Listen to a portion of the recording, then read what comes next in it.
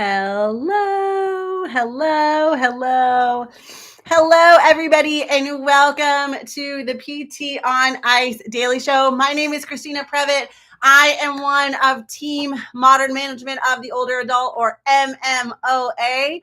We are super excited. We are going to be on the road all over the country, but we offer 3 courses in our geriatric curriculum. Before I get ahead of myself, we have our 8-week Essential Foundations course and our next cohort for MMOA, and we have completely revamped material, is starting next Wednesday. So a week from today, we start that class. We would love to have you kind of with us. We're going to talk about everything around how to load up the older adults over a variety of settings, from home health, skilled nursing, outpatient fitness. We got you covered. If you have taken our 8-week Essential Foundations course, then you are eligible to take our Advanced Concepts course. So that is where we put all of the lab and all of the constructs that we talk about in Essential Foundations through the filters of a variety of different chronic conditions. So we have weeks on neurodegenerative conditions and balance. We have a urinary incontinence section and a cardiopulmonary section. So we kind of really put that through a filter. If you're interested, our next Advanced Concepts course starts in May. And then we are, as I said, all over the country. We have a course in Wisconsin, Madison, Wisconsin, Milwaukee, beginning of March. We have Lake Elmo, Minnesota, a course going, and we have a fixed course in Fayetteville, North Carolina, the 18th, 19th. So Lake Elmo and the Fayetteville course are both 18th, 19th. And then I'm in Miami as well, the 11th, 12th of March. I kind of went out of order there, but they all kind of flooded to my brain at once, and I'm just trying to keep everything straight in my mind. So if you're interested in those live courses, make sure to check them out. Our faculty is on the road.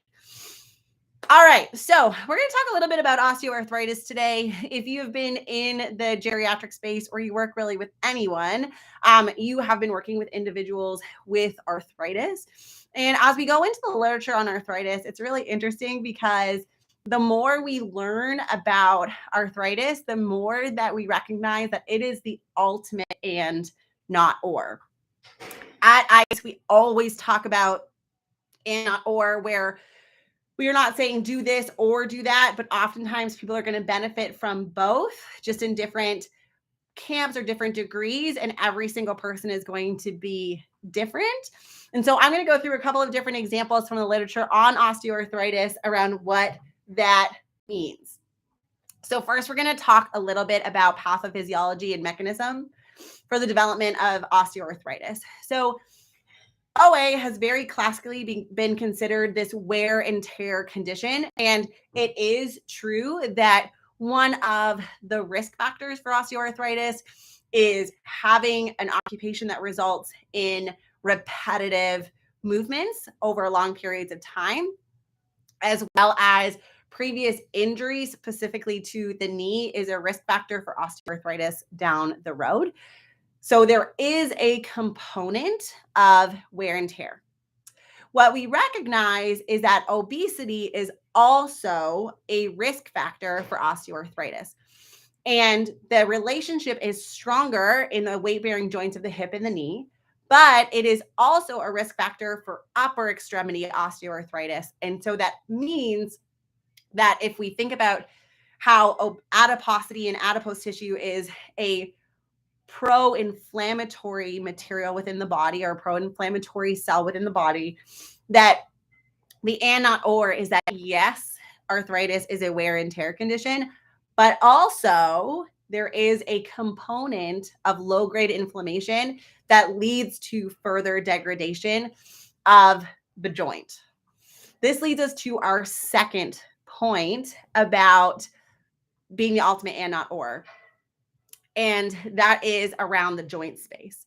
So classically, individuals think that it is a cartilage loss, and that is what happens within arthritis. But now our definitions of osteoarthritis is, yes, the joint space narrowing, and other things like bone remodeling that leads to other issues within the joint. So it's encapsulating really the entire joint. So we have the cartilage loss, and we have issues with the synovial fluid, and we have bone remodeling that leads to osteophyte formation. And so the combination of wear and tear and low-grade inflammation within osteoarthritis leads to joint space narrowing and bone remodeling, osteophyte formation that can lead to pain, swelling, stiffness that we see very classically in cases of moderate to severe osteoarthritis. This leads us into how we are diagnosing osteoarthritis. And in the rehab profession, we are very good at dismissing a person's Xray. And it is because there is a lack of very strong correlation between the amount of joint space narrowing and a person's Xray. So we say all the time, you can have bone-on-bone arthritis and have zero pain. And you can have a fairly well-preserved joint in the knee and have very strong or very high amounts of pain, stiffness, and swelling in the knee. Where this becomes an and not or is that what we also recognize is that when we have baseline X-rays, individuals who show more joint space narrowing on follow-up are also more likely to have an increase in pain and stiffness in that joint. So what that means is that the X-ray is a part of the clinical picture. And there's some debate in the literature around, because osteoarthritis is a whole joint condition, we don't get a ton of ligamentous look or meniscal look when we're only seeing an X-ray. And the thought is, well, maybe we should do MRI, but the cost or barriers to implementing MRI at a global scale with the prevalence and incidence of osteoarthritis and the way that our healthcare system is set up right now in the United States just doesn't make that conducive to a standard plan of care for individuals with arthritis. And so as of right now, sometimes having a baseline X-ray can be helpful to see what is happening with the joint over time. And having a X-ray is an important part of our clinical care pathway, especially when individuals have gone through conservative management and are now considering surgery. Here's our next and not or. When we're thinking about osteoarthritis, I know myself, I am biased and I would love everybody to be super successful with conservative care. I would love everybody to not need to have surgery and that everybody can just get better on their own, get faster, stronger, fitter, have a better quality of life because their fitness has improved. But we know that that is not always the case. And surgery is an important part of management for OA because it is something that we cannot reverse the joint space narrowing. And so a lot of individuals see progression over time. And so we are part of the care team, but that care team also includes orthopedic surgeons who are helping with replacements. And so when it comes to the decision for surgery, the and not or is that they are going to take a person's subjective and objective exam. So how are they doing from a quality of life perspective? How are they talking about their pain? How are they going to are seeing that pain is leading to losses in function and range of motion? What does their X-ray look like? And when we marry those two things together, we can make the decision. And sometimes in Canada, physical therapists are part of that decision when consulting with the orthopedic surgeon. They come together and then the orthopedic surgeon obviously has the final say if he's going to perform a surgery or she's going to perform a surgery or not. But it is the subjective, objective, and the radiographic evidence that is going to lead to the decision around joint replacement. And it's important for us to try and get a handle on a person's pain and manage their pain because there is a bi-directional relationship between arthritis and other cardiometabolic conditions like metabolic syndrome and cardiovascular disease. And we don't really know, or well, we do kind of know, but the idea is probably that it's going in both directions, where individuals experience pain. Their arthritis leads them to have less function. That reduction in function increases their risk for cardiovascular disease. And individuals who are in cardiometabolic syndromes have that low-grade inflammation that is probably contributing to potential progressions in the pathophysiology of OA. So we want to be considering this because there is a comorbidity risk that is in association with individuals with osteoarthritis. And so when we're considering surgery, this and not or is around, do we do rehab pre-operatively or post-operatively? And the answer is and, not or. So we have good quality evidence that individuals who are stronger going into surgery tend to be stronger on the back end. And the way that I explain this to my patients is, if whenever you're going in for any surgery, you're going to see a loss of strength because there's a period of time where we're not going to be able to exercise at the intensity to keep our muscles as strong. That is just part of your healing process. We will get there. But if your baseline is here and it drops to here versus another person who is here, right? You're both going to experience that drop, but the person who got their body as strong as possible preoperatively is going to have more reserve than those that just waited and deconditioned preoperatively and then went into surgery and said, I'm going to just get my body stronger post-op. If you did not do that preoperative strengthening, that is okay. The best time to start strength training was 10 years ago. The second best time is right now, and we're going to get that person strong. But ideally, when it comes to the role of rehab in conservative management and then operative management of lower extremities, in particular, lower extremity arthroplasties, either total hip or total knee, the more we can get individuals stronger, the better. What we do not see an association with is preoperative stiffness and range of motion post-op with knee range of motion. So it really is a strength issue that we really want to be optimizing for our clients preoperatively, because that tends to be what is more of a predictor of function and quality of life post-operatively.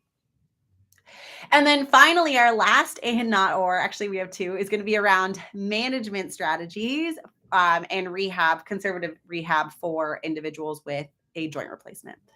So there is a lot of debate because of the strong link of obesity, particularly with lower extremity arthritis. Do we work on exercise or do we work on lifestyle weight management? And the answer is yes, right? This ultimate and not or. So we know that exercise to optimize the support of the surrounding musculature of the joint with arthritis is going to be beneficial to helping to alleviate pain and increase function for individuals with arthritis. We also know that when obesity is a part of the equation for individuals with lower extremity arthritis, that weight reduction has been shown to reduce pain and increase function in those with arthritis.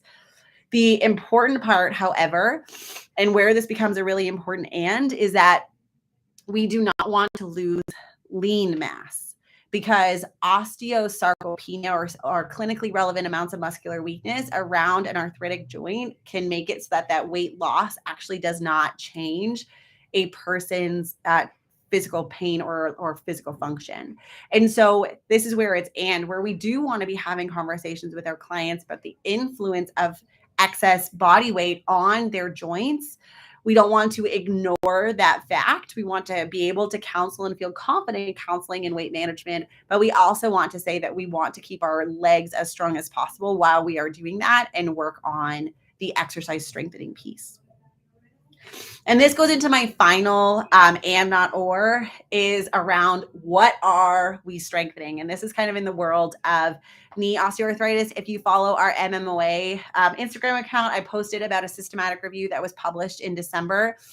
We have very strong evidence for the role of our quad group, our knee extensors, on pain and function for individuals with OA. We know that those with lower knee extensor strength are more likely to develop or have instant knee OA. We also know that those with lower knee extensor strength are more likely to have progression, radiographic progression of knee OA over longitudinal studies. But we also have evidence for weakness in the knee flexors. So while so much of our management has been on strengthen the quad, strengthen the quad, strengthen the quad, we do not want to ignore the back of our body. So this is an and strengthen the back. And this actually fits my bias beautifully because for my clients with knee OA who have a lot of pain with deeper amounts of knee flexion, my first go-to is always the deadlift because you only need about 20 to 25 degrees of knee flexion. And I can get individuals to see, oh, look, I can do some strengthening for my legs without it being immediately painful. And that can usually be how I get this buy-in around strengthening for individuals with knee OA. And so we want to be thinking about the whole body, the front and the backs of the legs, just like we would be conceptualizing anything else. So those are all of my examples. So we have the link between wear and tear and inflammation, that it's not just the cartilage, it's everything, and all of the bone remodeling. We know that we have this comorbid status. So we want to be looking at physical function and cardio metabolic health. We know that from a radiograph perspective or an Xray that it's an and not or, because the Xray does give us some information. We don't want to just dismiss it. We want to be doing pre-operative rehab if possible and post-operative. We want to do exercise for strengthening around the joints and talk about lifestyle and weight management. We want to be strengthening the fronts of the legs and the backs of the legs. So I hope you guys see this and not or is very strong within OA and definitely something that the literature is supporting in a variety of different ways. And that we have a huge role to play in rehab for helping to optimize individuals' care around conservative management of osteoarthritis, but also around operative management. And that is and as well, because some people are going to do really well with conservative management and some people are going to need operative care. If you have any other thoughts, questions, concerns, please put them in the comment section. If you have not signed up yet for MMOA Digest, I'm going to be putting that together today or tomorrow. It goes out every second week on Friday.